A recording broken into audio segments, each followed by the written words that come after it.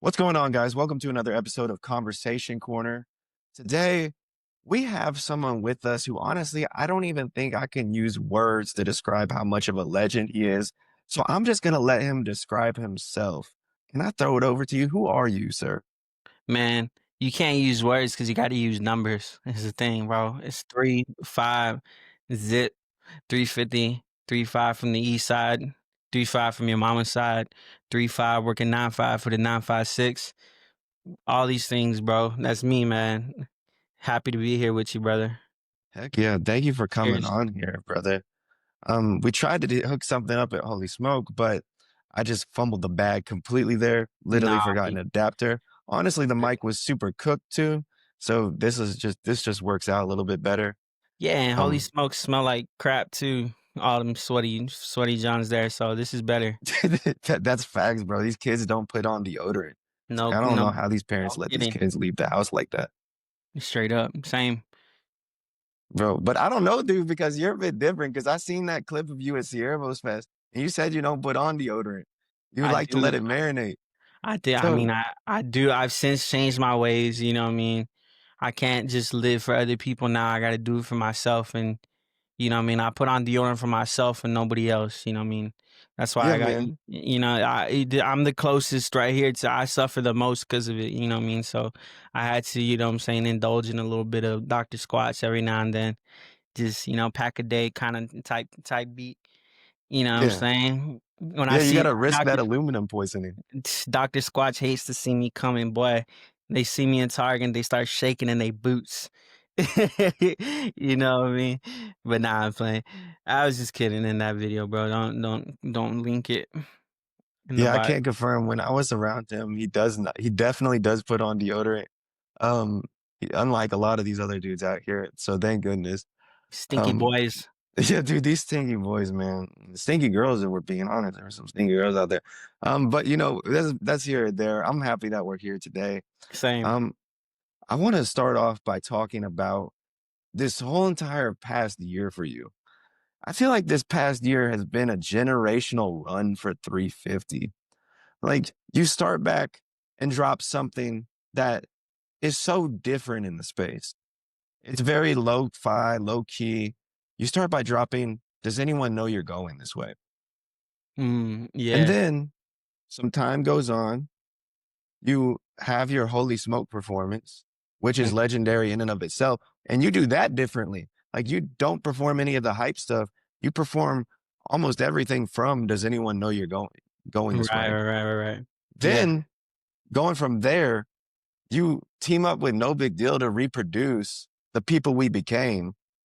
And if you ask me, I love the reproduced version even better. And that's crazy because I didn't even know 350 did production like that. And then from Same. there, listen, Same. this is how crazy this run is. This run just keeps on going. And then from there, next year comes around and boom, we have a collab project with DJ Michael V in the form of Somewhere Along the Way. And this project to me, and I've done a review of it on the channel, one of my favorite projects of the year, one of my personal favorite projects of all time. And so My you've just been on a wow. legendary little run, sir. And so I want to go all the way back to that. Does anyone know you're going this way? How long in advance did you know that this was like coming, like this run was coming? Or was it something that did come along the way? Man, no, honestly, everything happened like in moments, right? Like it wasn't all like stacked up, right?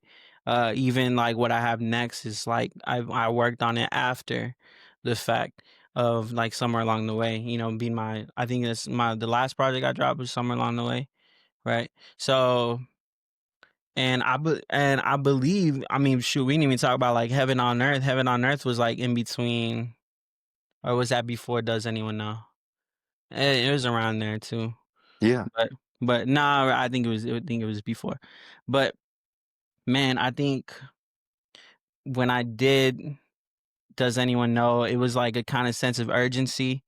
And it was like a different kind of urgency because my wife was pregnant at the time, and I was just like making music. We were doing Heaven on Earth at the time.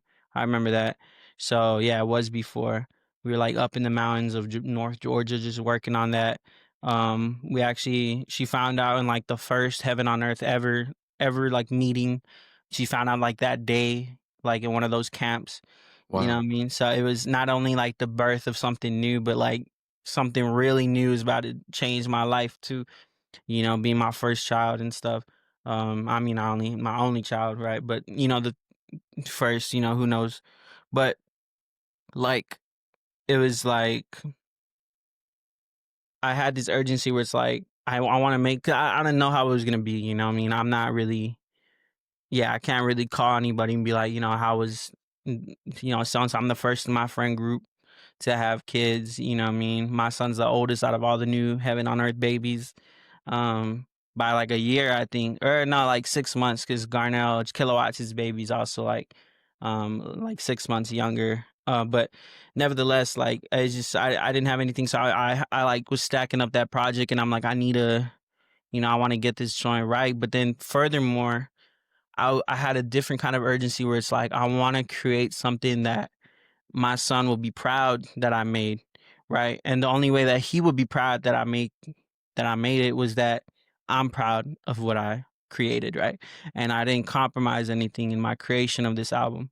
So I went back to what I wanted out of hip hop, right? Which was, the feeling that I felt when I heard like Sylvia Demo by Isaiah Rashad, or Wiped Out by The Neighborhood. Albums like that you shoot, even like everyone's right, like Good Kid, Mad City, like the renaissance of just hip hop, right? In our generation. Like, those feelings that I felt, I wanted to recreate that feeling for other people. So I'm like going back to that, what gives me those feelings when I'm creating, and it was at the time just samples, right? Beautiful samples, beautiful just instrumentation, and even like it's not just rapping. Like Time Will Tell is one of my favorite songs because it's just there's no rapping on the record. It's just full on singing. I mean, I use autotune because I'm not a great singer yet, but like it's just great songwriting that I like. And that's where like I guess The Neighborhood comes into Walls too, singing as well, like just joints like that. Um, it's just that was that kind of urgency that I had to make something that I'm proud of, but also like, I don't know if I'm gonna have any more time to create any more records when my son's here. But yeah, that's where Does Anyone Know started, bro. And like I did take a break after that. I think the first week my son was born, you kind of realize that they sleep 20 hours, babies sleep Yeah. 20 hours a day. So I mean, I did have time, and I made Gran Dolor in like that time. I made the beat for graduation day I made during that time. So that beat goes that far back too. Like that was when I was first chopping samples, you know what I'm saying? So that's when I really went to just like the lengths of like, oh, I actually do have time on my hands. So I'm gonna start going back to producing, which I've done, when I was a kid, but I really wanted to hone my craft in writing. But when my son was here, that's when I started laying the seeds for production. And I one of the first beats that I made when I first got back to it was Gran Dolor, was chopping that sample and just like being inspired and wanting to rap over it solely for the point of just like enjoying it, right? Like doing stuff that I want to do. I made the Freddie Fender joint graduation day in that same day, um, either same day or same week span. And I was just like, same thing. I was like, I didn't rap over it at the time, but I was just holding on to it. 'Cause I'm like, yo, this joint's special. Like, I love this song. And yeah, man, I think those were just like the early seeds of who I am today and starting this quote unquote run, that you're talking about. Yeah. And with that, the production aspect of that, when did that start in your artistry? Was that something you were even doing back in the I Love You Divine days? Or was this something that came along later in your artistry? Not I Love You Divine, because like I said, for a lot of my early career, as people know 350, and I say as people know me, because that's when when I say most people started to discover me. I wasn't producing because I wanted to focus on my songwriting and really diving deep into who 350 is and the story that I'm telling, you know what I mean, and just kind of pushing myself to be the better writer, and I didn't want to dilute that kind of energy into also producing, right? So I wanted to strictly hone that craft. But when I was a kid, and this is why I say when people knew me, I have albums where it's all produced by me. And just because I was just like, that's just what I like to do. But hearing those albums is when I noticed I'm diluting my skill set and my energy because I'm not fully like I'm still young in my craft. I'm not fully 100% in producing. I'm not fully 100% in songwriting. So you get mid songs because production's not really there, so it can't save the weak writing, you know. So it's like, and you'll hear like a I guess like Claw from Brownsville, right? Like Yeah. amazing writer, but his beat selection's a little like, yeah, but his writing is so crazy, right? Like, so it kind of say it's not that either. I can't do that. So yeah, man, I took a break and I didn't want to. I always had my hands on the project, like on Love You Divine, the song Regardless, that was produced by Anthony Cruz, now known as 1995, and he made that sample, right. He had the beat, and initially the beat just started on the boom, boom, pff, right, just the drums coming in. But I asked him for like, yo, where's the actual song that you chopped?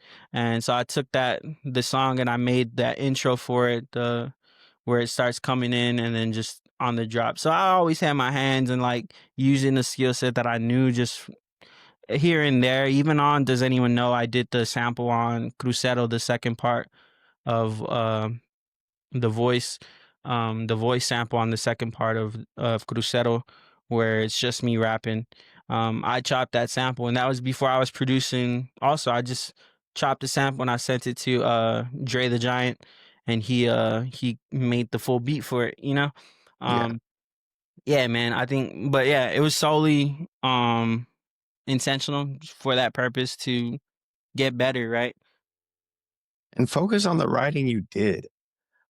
I think one of the most mind blowing things about your artistry is your writing. Thank you. Um, if you ask me, you might be the best writer in this space, in my opinion. Because I think when a lot of people think about writing, they think about bars, they think about the double Yeah. entendres, they think about the triple entendres. But when it comes to writing, it's so much more than that. It's the way you do flows, it's the way you do deliveries, it's the way Yeah. you break out words, and it's also the way you tell a story. Was Well that said. something that you always had, or was that something that you had to develop? And what was like the most helpful thing for you to develop that writing? So, thank you, by the way, for that. I appreciate you being like noticing that because it's something I become like. Anytime someone says like I'm a crazy like, oh, this guy's a lyricist, I like stop and I'm like, I'm not really like I'm not able, you know. That's someone that I would say is like an amazing like top tier lyricist, Q Flow, shoot, just list goes on and on, bro. Like those guys bar heavy, Gavin the Hot Rod, bar heavy lyricist, you know what I'm saying? Like that's them. But I'm not quite that, but I'm also not quite just like someone that's just rapping and talking on a beat either, right? Like I do think, and I always equate myself more to like J Electronica or Navy Blue, Navy Blue's albums Hmm. right there in the back of me, because they focus more on like painting the picture, right? Painting the picture of what story needs to be told or what kind of um yeah, like what they're talking about in the project. That was something that I feel like I always wanted to do. Like I said, I think there's power in the feeling you get when a story is fulfilled and it's like come to fruition like in itself in a project, like from start to finish. Like we feel satisfied with the ending of Good Kid Mad City, right? Like the full arc of who he was at the beginning to the end, right? Like that there's just like a beautiful feeling and this beautiful peace that you get with coming and having an arc and you yourself finding yourself along the way in that project. Like it's just something that I've always wanted and I've always aimed for. And it's not more so like storytelling or like shoot, like I think The Art of Peer Pressure by Kendrick Lamar is like a crazy where like it's a detail, like I took a left, then took a right, then took a left, then another left, right? Like that's very like detailed description. Whereas navy blue is just like speaking in a more poetic way where leaves give the sound of, you know, shushes in the winter when the wind's blowing, like stuff like Mhm. that, like painting that kind of beautiful picture of a fall breeze, you know, coming through the winds. Like that's kind of like what I've always aimed for. And sometimes I'll sneak some bars in there if I'm capable, but I don't think that's just who I am. Like you're gonna see today there's gonna be a huge announcement for hip hop Oh, that I'm gonna be included in. And I find myself struggling with that too. Like I'm gonna be freestyling on the mic in front of thousands and thousands of people watching. But it's like, and I'm gonna be standing next to Q Flow, I'm gonna be standing next to Gavin, and it's like how do I compete? And I'm like, well, you're not there to compete, man. You're there to do what you do best. And it's like to tell that story, to tell, you know, have that delivery, have that flow, like you were saying, and just stay confident in the gift and the calling that God gave you, right? And I think that's where the kind of faith and contentment comes in, where it's like, if God gave me this calling to tell these stories, to be a write in poetry, write in feeling, you know, then that's something that I shouldn't, out of lack of faith, go somewhere else to try and do something different. Like I'm not gonna go and try and be real bar heavy because out of lack of faith, I'm not doing what God told me to do and not following in the gifts that He gave me. Right? Like it's just something that you have to walk in contentment because it's like this is what He called me to do, not that. Right? And despite me like being a very prolific, just like supporter of that kind of music, just like bar heavy, like Royce the 5'9", like that's the kind of music I love. And I'm, you know, it's like that's not who I'm called to be, right? So yeah. it's yeah, being confident and just letting the spirit flow in that and what stories he wants me to tell, and just staying on my, I guess, on my craft to kind of be ready when the time comes to write that. Yeah, that's crazy. That's an insane announcement, by the way. I did not know that you're going to be a part of that. That is No, insane. it's gonna be huge, man. Yeah, I'm excited about that. And from what I know right now, I think I'm gonna be the first one on the mic. And Wow. bro, that's weighing heavy. I'm like, am I gonna go up there and be like J. Cole, like just like rapping like bars and all that, or am I, you know, like Yeah. how am I gonna approach this thing? And I've written my verse already, and it's like I'm gonna stay confident in what God, you know, has given me and speak on something more, you know, on what He's put in my heart, you know. Yeah. And to take a little bit of a pivot here, talking more about Sway in the morning, or just Sway in general. Like, Yeah. what have those how have those traditional just hip hop media outlets influenced your life? Whether it be Sway or somebody else in the space. Man, I think, and that's why I support you bars like solo, like the outlets, even Rapzilla back then. Like I had like partnerships with Rapzilla, New H2O, you know what I'm saying? Like all these publications, wherever it was, because it is, I think, the pulse of hip hop in a sense, like where it is the kind of, like when these things are thriving, then hip hop is, then this genre is thriving, right? Right. Mhm. And it's like, and if it's healthy and if it's growing, then it's something that, because that means there's a perceived, there's like not a perception, but like a want to know about this, like and then like something's intriguing in the outside world. And so it's kind of, and y'all are the ones to kind of bring this to the light and, you know, examine this sort of thing. Seeing, like, I grew up watching Sway in the morning, like every morning, whoever was on, bro. He had like some stupid people on there too, like just like random just Yeah. like actors or just whatever artists that their manager, you know, had them get up on. Like Sorry. it was like John from Tennessee, like coming on, like Yeah. it's trash Sway, like you know what I'm saying, like bruh, it's just like it was just seeing him cover these things. It gives the music like more of a life rather than just like what comes out of your speakers, you know what I mean?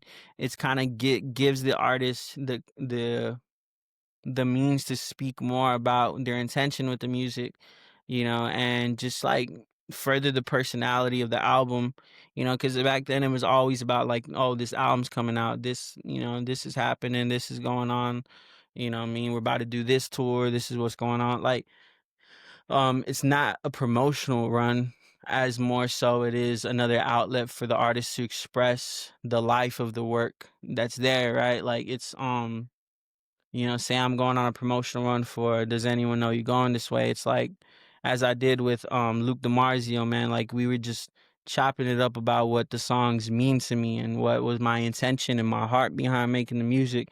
So that way when people hear the music and they go back to those and they go and they'll hear the interview and they'll be like, "Oh man, like I actually got that like when I was hearing the record. Like that's so crazy." Or I didn't quite understand that and he like brought light to that, and more so than just like, yeah, it's just diving deep into what the artist is, giving you. And I really equate like albums and just like even like performances to like a chef, like a fine dining chef, Yeah. where you don't go and you pick something off a menu. Like you go and you pay for a seat, right? Mhm. Like I'm working right now at the coffee shop that I work at. It's a part of a fine dining restaurant as well. Or like the owners worked at like a Michelin star restaurant, and they doing fine dining pop ups there while we're doing our coffee thing, and they're selling like $400 a seat, and but they don't know what's gonna be served to them. It's like what the chef's mind is creating. It's like this is what we've created. So when Frank Ocean went to Coachella and he didn't do what people wanted him to do, it's like, who are we to like get Yeah. give him a track list of what to do? Like it's like, no, he's the chef and you're paying for the seat. He's providing you with the entree, like with the course meal or whatever it may be. And it's like when you hear the interviews, it's like you're hearing the chef talk about his inspiration on like using this sort of gelatin for this dish, or this method of an oleosacrum for a cocktail, like, what I'm saying, like just stuff like that kind of thing to kind of further the experience of the music and give it another kind of life. Yeah. I mean, it's such a beautiful picture. I love the way you put it there. And let's get into the music because Yeah. I want to talk about more about Somewhere Along the Way. One of the best parts of this project is the writing that you do and how you describe your family situation, more specifically, the relationship that you have had with your grandma. Mm. Um, and so it seems, not even just it seems, I know your grandma was someone who was important to you. And so, like, if you want to speak to that a little bit, like, what did your grandma mean to you, and how does that play into your music? Yeah, and it wasn't just me. I mean, it. I think in Mexican culture, like the abuela is the backbone of the family, right? And I think I talked about that a little bit on the record, where it's like, and grandma's gone now, we don't know what to do or something like that. Like she didn't give us like instructions on how to live without her. Like now holidays are like it's kind of a mess. Like it's like, the year that she was gone, it's like, well, what do we do? Like, what I'm saying, we usually would go to grandma's house, but now grandma's not there. You know what I mean? Like it's just like, and but also in a time where, it's not something for me really to speak on in a way, but where family members were sort of like not really there in the way that I needed them, she always spoke from a biblical standpoint, right? Like Mm. she didn't really give me what grandma wanted to say to me. She gave me what God wanted to say to me, right? Like, and though she wasn't a perfect lady at all by any means. Like her and I always remember when she was on her deathbed, I apologized for being a dick to her. Like, I literally told her, I'm like, "Grandma, I'm so sorry that I was such a dick. Like, I do not like," what I'm saying? And she couldn't hear me at the time. Like, she was on a ventilator due to COVID. And just like my pure emotion was just like regret for this sort of feeling that I wasn't the best me towards her. Right. just sort of like clarity. Like she wasn't some kind of like, her and I's relationship wasn't like that. But looking back, I'm like, man, she spoke so much life into me. And though maybe her viewpoints weren't perfect on everything, like her intentions were always the purest, and to kind of be like that kind of proverb to our life in, like, in personification, in like a personified sense, right? Like she is the guiding light and the kind of means to direct us and give us like the best advice to live our lives, right? Like, so looking back and seeing all the things and the conversations I had, like on worry about it in advance, like that was Hmm. a real conversation that she had, like where she was laying down with her sister, and we heard about this after the fact, after the conversation had, because it was a conversation with her and my aunt, my great aunt, her sister, where she was just like, you know, if I go today, like I'd rather, like I'm ready to go, like I'd rather be home. You know, I don't think there's anything else for me on this earth. And seeing the parallel of that and me being a young kid full of anxiety and full of fear, you know, just due to just stuff going on in my life, like being scared of everything around me. Like it's just like the parallel of those two things, and her telling me like, you take your life with open hands, and anything that God gives you, it's like a blessing, and what he takes away is even a bigger blessing, because that's not something that was going to do right by you. You know what I'm saying? And just like those kind of conversations that I look back on now as an adult, I'm just like, man, so wise, and just so, as a youngin, just misunderstanding every single perspective, you know what I mean? Because I mean, you're a young kid, you know what I'm saying? You don't know what you have when it's there. So, yeah, man, I think, yeah, it's just like that kind of, those kind of convos and that kind of relationship, and her being the backbone really of our family was really something that we felt when she wasn't there anymore, you know?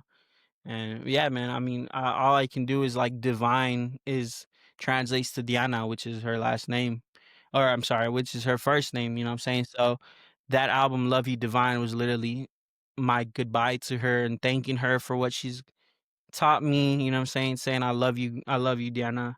And yeah, man, I think more so, whenever I get in the booth, I just write whatever I'm feeling, and some like worry about it in advance. That's not something I went in the booth and was just like, I'm about to write about this. It's just like what came out.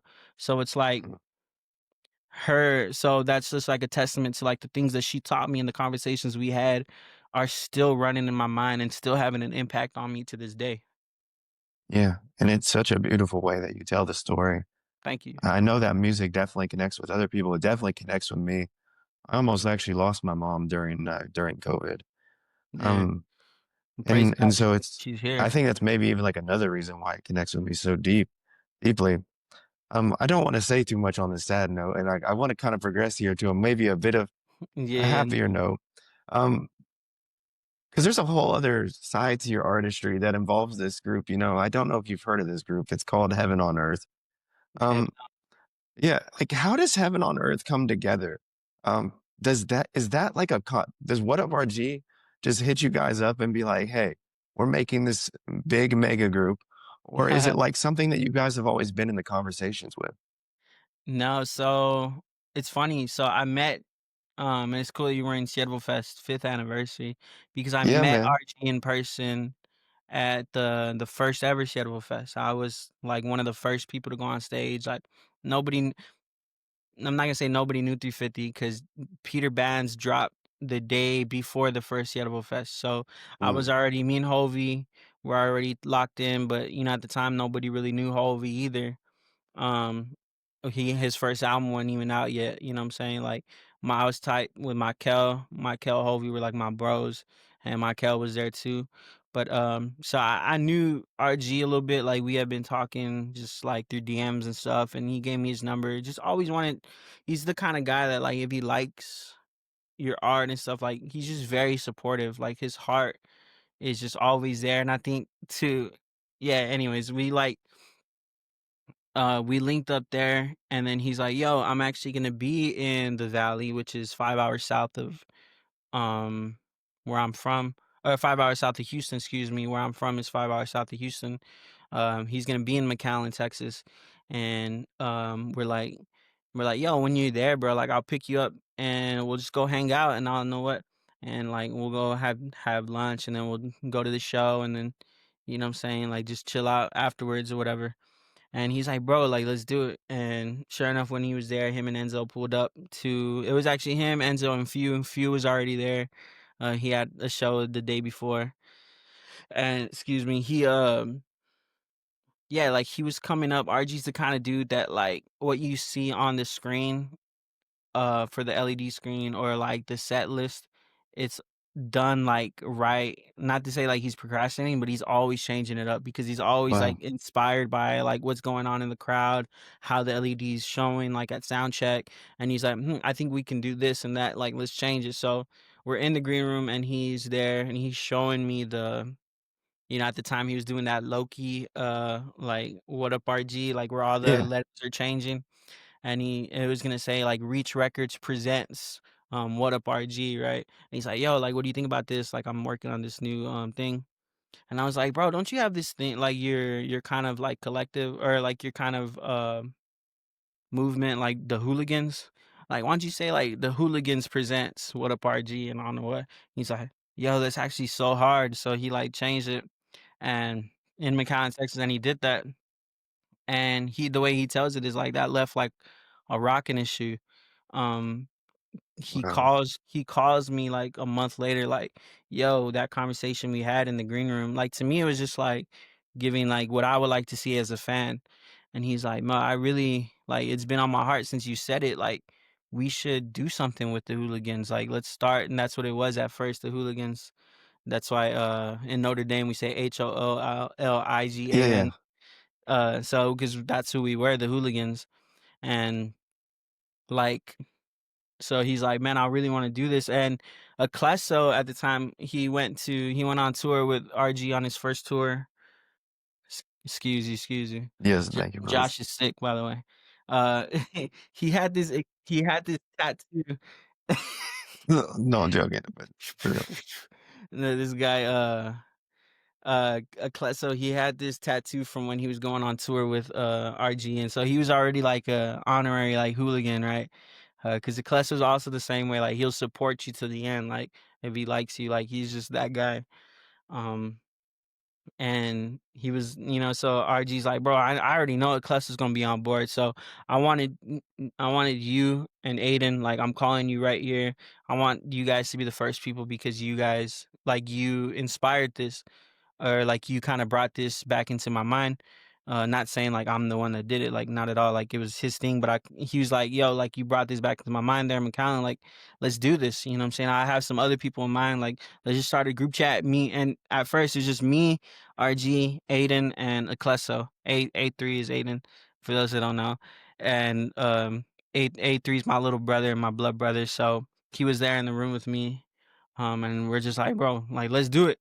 Right. So that's like legit how it started. And then from there, it's like add someone to the group chat, add someone to the group chat, like, oh, this person, Wow. this person. Obviously, Saul, I mean, he's like the OG hooligan, right? Like he's the one. That's So right. he was there from the beginning too. The child who was promised. Right, man. So he's been groomed from the beginning, bro. To now Hey, yo. No, to I'm now joking, to dog. this Friday where um the first song that he's gonna be rapping on is coming out. Like it's up until then. So, you know what I mean? It's like that's kind of like how it started. And there was some other people or there was like one other person that was in the group, not an artist, but they had to exit the group. Not for any like malicious reason or anything, just like kind of like they weren't gonna be able to Yeah. devote their time to making the project and all that. 'Cause it's not a set thing, it's like, yeah, this is who it is now, but there's always room for adding people or, like, you know what I'm saying? If somebody wants to be like, "Yeah, I'm not gonna be able to be on this next project," like, it's like, cool, like, there's still heaven on earth, like, you know what I mean? So that's kinda how it started, man, and, since then, we were sitting on that for, like, a year and a half, like, just, like, making ideas, but it really wasn't until we got together in Atlanta, like, that same, going back to my wife being pregnant, that same day that we got together in Atlanta for, like, a week and just, like, locked in, and we made most like half of the album there in Atlanta. Had another camp in North Georgia, where everybody could come out. Even Caleb Mitchell came out, like, and we were just there in the mountains in North Georgia for a week, and that's where we made like some of the hits. Like Notre Dame was up there. That's why I reference like being up in the mountains and stuff like that. Yeah. Like, but yeah, man, I mean, that's just how it came to fruition, bro. It was just something that was like a spontaneous thing, and it's like, okay, let's do it. We're locked in. All right, now we're gonna work everything out. It wasn't the other way around. It's like we worked it out after the fact, just to kind of, yeah, like talk through everything and make sure everything was set. And yeah, man, it was a beautiful thing, and really wouldn't change anything. You know what I'm saying? If anything, I'd probably even take even more time to like roll it out more, which is what we're doing now. Which is why it's not a break. Like we've been working this whole time. We have so much music, but we really want to make it the better experience for the consumer, like for the people listening. You know? Yeah. Have you mentioned there in the whole story of how HOE kind of gets formed, McAllen, Texas, and obviously the 956 holds a special place in your guys' heart. Of course. Um, that's obviously your hometown. That's where you're from. But I know you moved from McAllen out to Atlanta. But have you ever thought about going back to McAllen to throw an event or anything like that? Bro, all the time. I think anytime like I think of doing a tour, I think of doing a stop in McAllen. Like there's never gonna be a tour that 350's putting on that is not gonna stop in McAllen. Like, even if it costs extra money, like even if it's only me that goes out there, like I'll have some of my boys from back home open up. Like it don't matter. Like, what I'm saying? Even if it's only me and Aiden, like we'll do it. Even if it's in Yeah, like a rinky dink venue, like we're gonna do it. You know what I mean? It's just like there's never been a time where I wanna disconnect myself. In fact, being on one of the largest platforms that I'm ever gonna be on in Sway in the Morning, the first line I say is gonna be about the 956. Like, because yeah, yeah, because it's just like you should never be ashamed of where you came from. You know what I'm saying? I don't think so. At least in my perspective, like it wasn't the best upbringing. It was just, and to kind of bring light to that, I didn't want my son to kind of grow up the way I did, and like I wanted him to be out here and have a little more opportunity because it was hard for my wife and I to get jobs out there, even with with our degrees and stuff. My wife working on her master's degree, it was still hard for her to get a job out there, man. Like it's just because a lot of the opportunities when we were growing up just wasn't there. yeah, Everybody had to go up to Houston, San Antonio, Austin, you know what I mean? And just that was just the reality of it. Now SpaceX is there and stuff like that. So there's a little bit more going on in the economy where there's more opportunity now, which I'm very proud of. I'm very proud to see that happening. But you know what I'm saying? So like, yeah, it wasn't the best upbringing for us, but it was just what made us who we are today. And it's just you know what I'm saying? Though I have like some bruises and some scars and stuff like, bro, like God had that happen to us for where we're at today, for the people that we're gonna be speaking to today. You know what I'm saying? oh yeah. And I want to, because we're coming up on our time limit here, Yeah, I was about to say, but like, are you? but I do want to ask this final question, and I want to leave it on this note. I Yeah. think back to this song, going back to somewhere along the way, this song Trendsetter. I think Hmm. about what No Excuse says. It's like, oh dang, you wrote this. Essentially like leaving something for your children where they're very impressed by it, or you're leaving something behind for your children. And you even mentioned that earlier in this conversation. Right. And so I want to leave that with this question to you. You know, fatherhood is a beautiful thing, and obviously having a son has probably changed you in many different ways. But what's something that you want to leave behind for your son? And what would you like him to know in the future? I think my legacy is not what is on like Apple Music. My legacy is how my son remembers me. And I think my music is a reflection of what's going on in my day to day, right? So, walls is me breaking down the walls of my heart and of things that I've put into a box to change myself to be better for my son. right? Because I know that my legacy is how he remembers me and how I treat him, you know.